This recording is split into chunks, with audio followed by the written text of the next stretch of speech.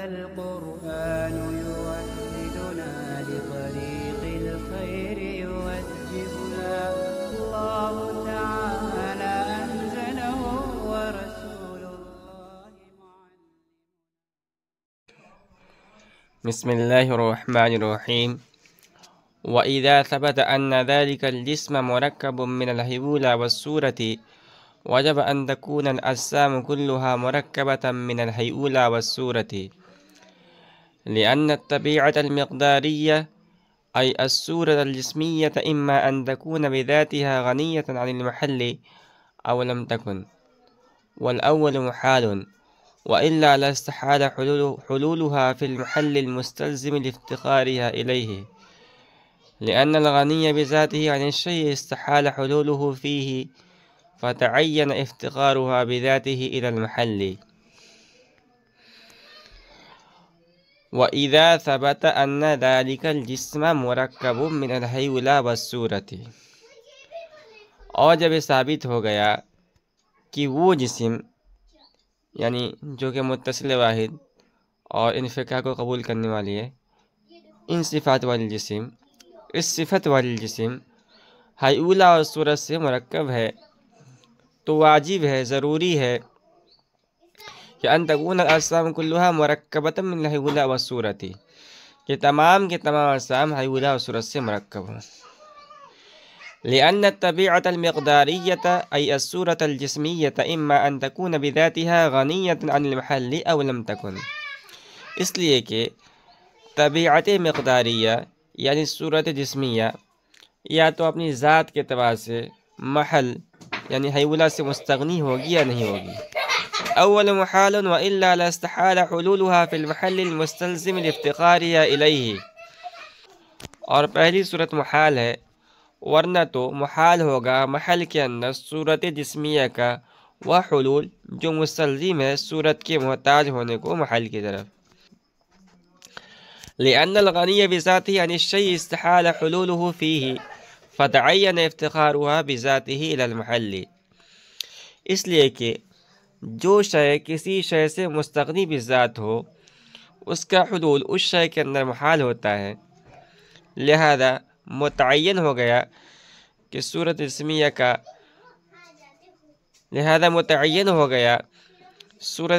کا محل کی طرف محتاج بذات ہونا. ماقبل میں یہ بات آ چکی ہے کہ فلاسفہ کے پاس ایسی کوئی دلیل نہیں ہے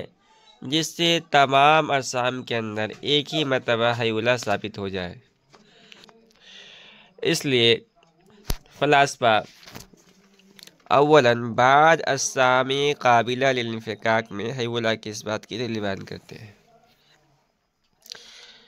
پھر یہ کہتے ہیں کہ یہ دلیل مستلزم ہے تمام اجسام میں ہیولہ کی ثابت کرنے کو.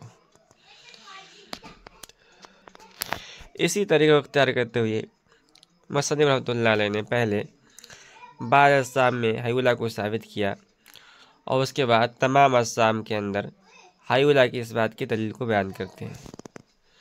اور کہتے ہیں کہ جب یہ ثابت ہو گیا کہ وہ جسم متصل جو انفکاک کو قبول کرنے والا ہے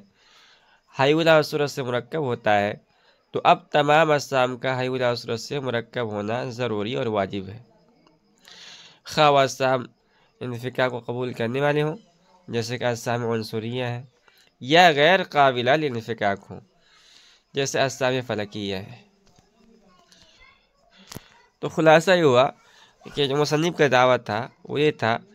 کہ ہر جسم مرکب ہوتا ہے ہیولہ اور صورت سے، اور اس دعوے کی دلیل یہ ہے کہ صورت جسمیہ دو حال سے خالی نہیں، یا تو وہ محل یعنی ہیولہ سے مستغنی بذات ہوگی یا محل کی طرف محتاج بذات ہوگی. مصنف کہتے ہیں کہ پہلی شق محال ہے، اس لیے کہ اگر صورت جسمیہ محل سے مستغنی بذات ہو تو اس صورت میں صورت جسمیہ کا محل کے اندر حلول کرنا محال ہوگا، کیونکہ جو شے کسی شے سے ذات کے اعتبار سے مستغنی ہوتی ہے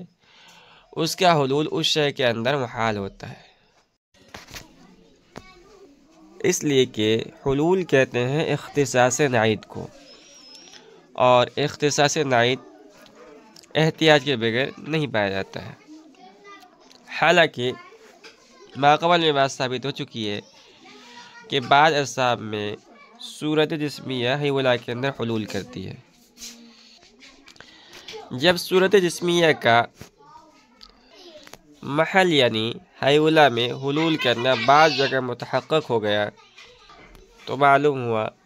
کہ یہ محل سے مستغنی بالذات نہیں ہے، لہذا دوسری شک متعین ہو گئی کہ صورت جسمیہ محل کی طرف محتاج بالذات ہے، اور محتاج بالذات ہونے کا مطلب یہ ہے کہ صورت جسمیہ کی ذات ہی حیولا کا تقاضا کرتی ہے، یعنی جہاں جہاں صورت جسمیہ کی ذات پائی جاتی ہے وہیں وہیں حیولا بھی پایا جاتا ہے،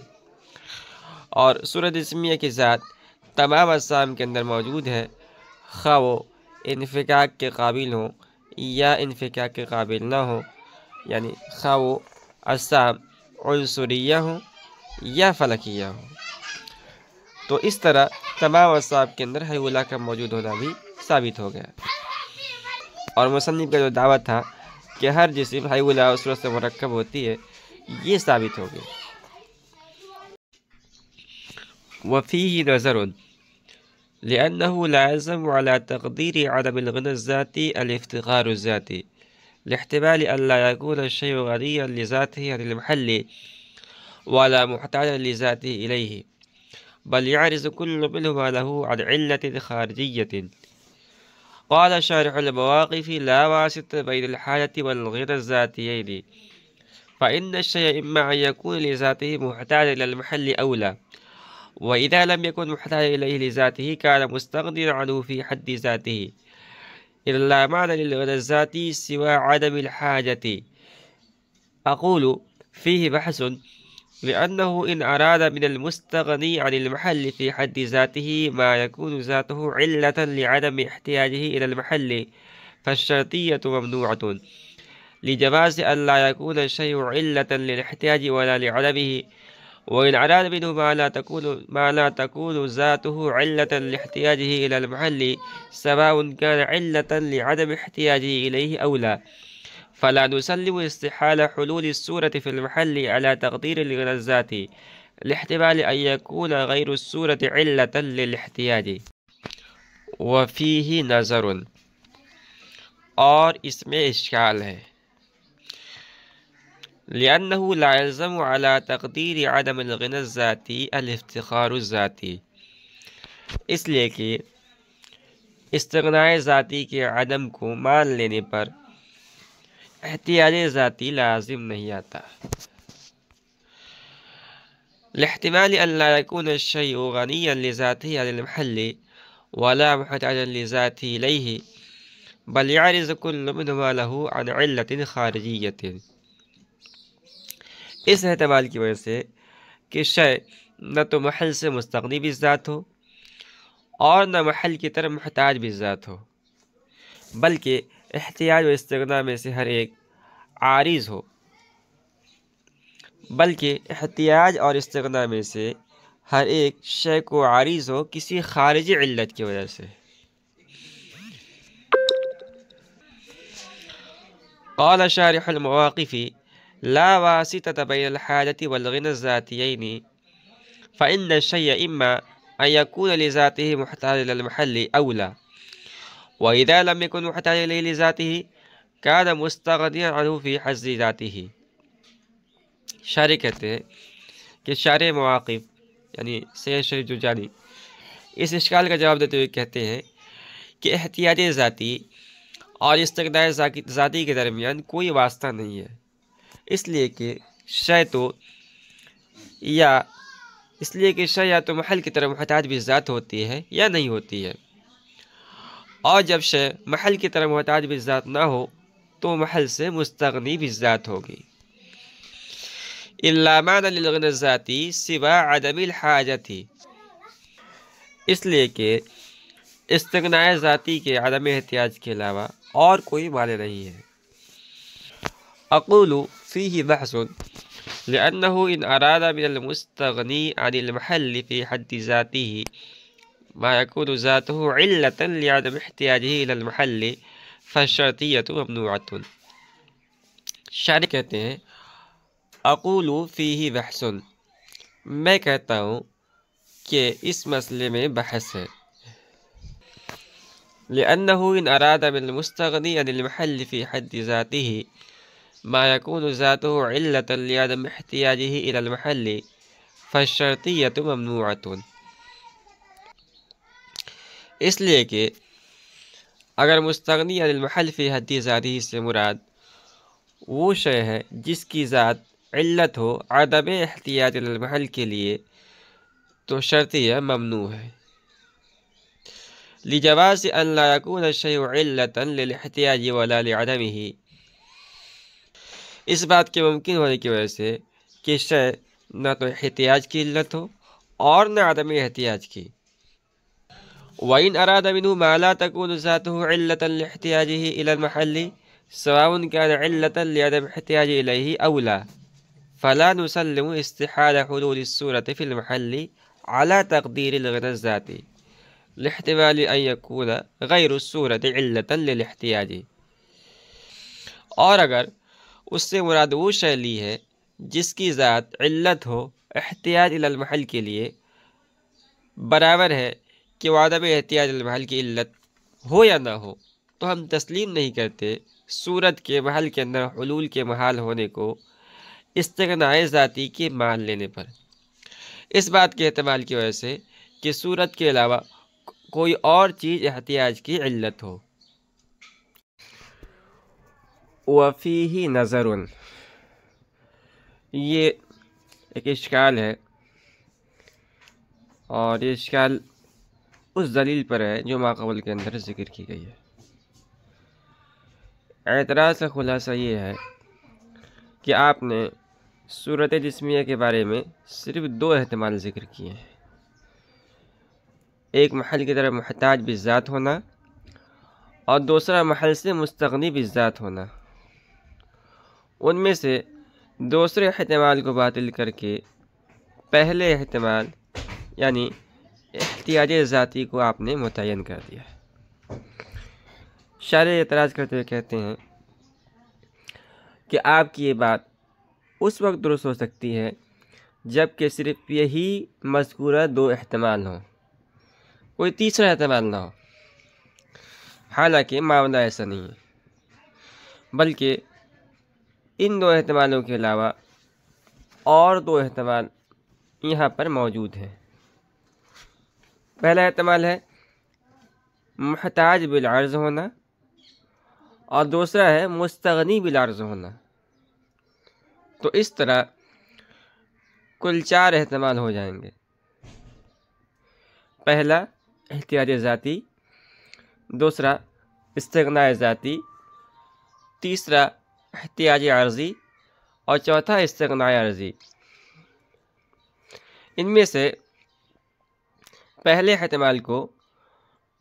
متعین کرنے کے لیے آخر کے تینوں احتمالات کو باطل کرنا ضروری ہے،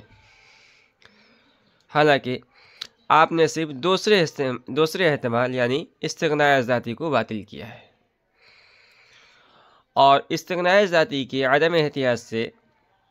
احتیاج ذاتی لازم نہیں آتا ہے۔ کیوں؟ اس لیے کہ ہو سکتا ہے کہ صورت جسمیہ نہ تو محل کی طرف محتاج بالذات ہو، نہ اس سے مستغنی بالذات ہو، بلکہ احتیاج اور استغناء اس کو کسی علت خارجیہ کی وجہ سے عارض ہو۔ یعنی ممکن ہے کہ صورت جسمیہ محل کی طرف محتاج بالعرض ہو یا محل سے مستغنی بالعرض ہو، اس لیے آخر کے تینوں احتمال کو باطل کرنا ضروری ہے پہلے احتمال کو متعین کرنے کے لیے۔ قال شارح المواقف، شارح کہتے ہیں کہ شارح مواقف نے اس اشکال کا جواب دیا ہے، اور یوں دیا ہے کہ یہاں پر ہم نے جو دلیل دی ہے اور جو دو احتمال متعین کیے ہیں صرف دو ہی احتمال ہیں، احتیاج ذاتی اور استغناء ذاتی۔ آگے انہوں نے مزید کہا ہے کہ ان دونوں کے درمیان کوئی واسطہ نہیں ہے، اور واسطہ نہ ہونے کا مطلب یہ ہے کہ ان دونوں احتمالوں کے علاوہ کوئی تیسرا اور چوتھا احتمال یہاں نہیں نکل رہا ہے، اور وجہ اس کی یہ ہے کہ احتیاج ذاتی اور استغناء ذاتی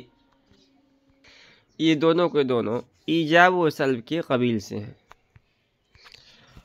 اور ایجاب و سلب کے درمیان کوئی واسطہ نہیں ہوتا ہے، یعنی یا تو ایجاب ہوتا ہے یا سلب ہوتا ہے، اس کے علاوہ کوئی اور شکل نہیں ہوتی ہے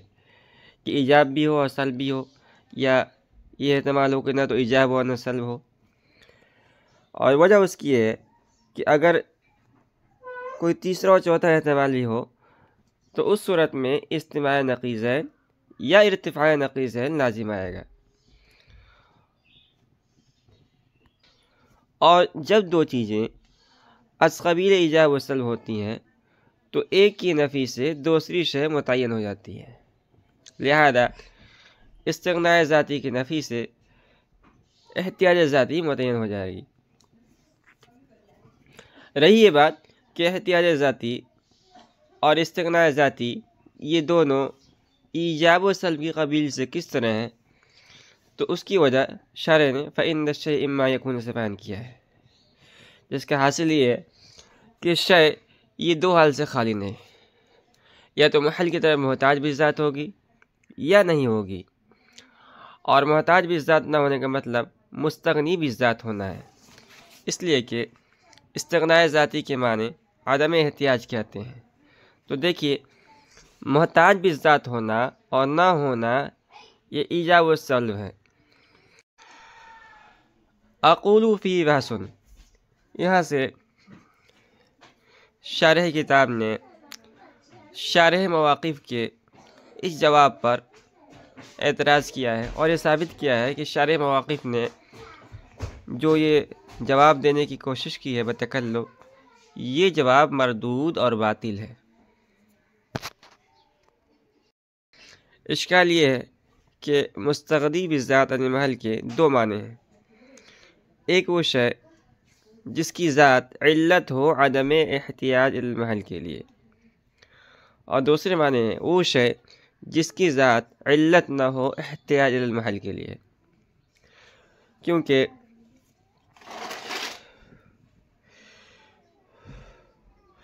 محتاج لذات ہی ہونے کا مطلب یہ ہوتا ہے کہ شے اپنی ذات کی وجہ سے محتاج ہے، یعنی اس کی ذات ہی علت ہے، یعنی اس کی ذات ہی علت ہے احتیاج کے لیے۔ تو ظاہر ہے کہ مستغنی بالذات کے دو معنی ہوں گے، ایک یہ کہ شے کی ذات عدم احتیاج کی علت ہو، اور دوسری یہ کہ شے کی ذات احتیاج کی علت نہ ہو، خواہ عدم احتیاج کی علت ہو یا نہ ہو۔ اب ہم آپ سے معلوم کرتے ہیں کہ مستغنی بالذات کے ان دونوں معنی میں سے کون سے معنی آپ نے مراد لیے ہیں۔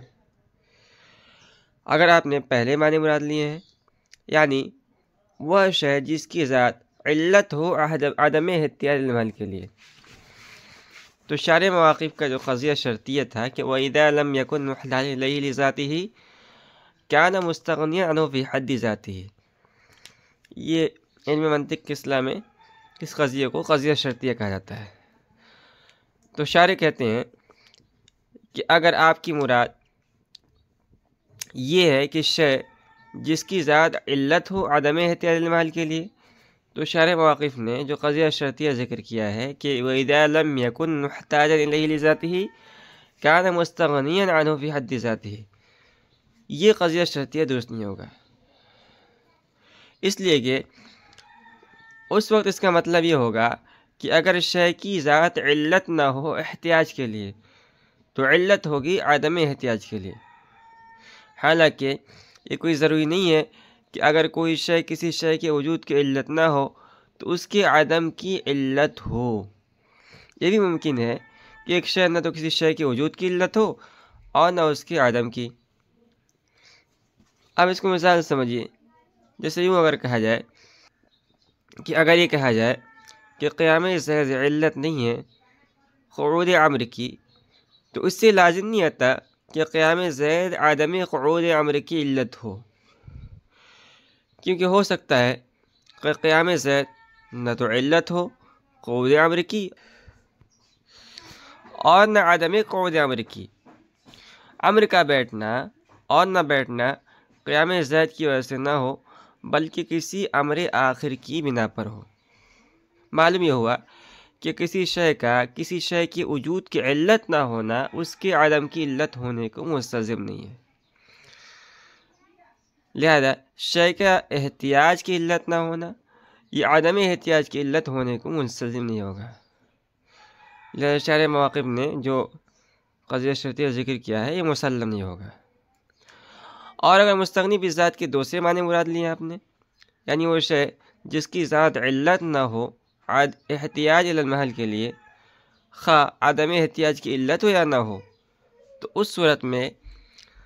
متن کے اندر جو مصنف نے وَإِلَّا لَاسْتَحَالَ حُلُولُهَا فِي الْمَحَلِ کہا ہے کہ اگر صورت مستغنی بالذات ہو محل سے، اس کا حلول محل کے اندر محال ہوگا، یہ ہمیں تسلیم نہیں ہے، اس لیے کہ اس صورت میں اس جملے کا مطلب یہ ہوگا کہ اگر صورت کی ذات علت نہ ہو احتیاج المحل کے لیے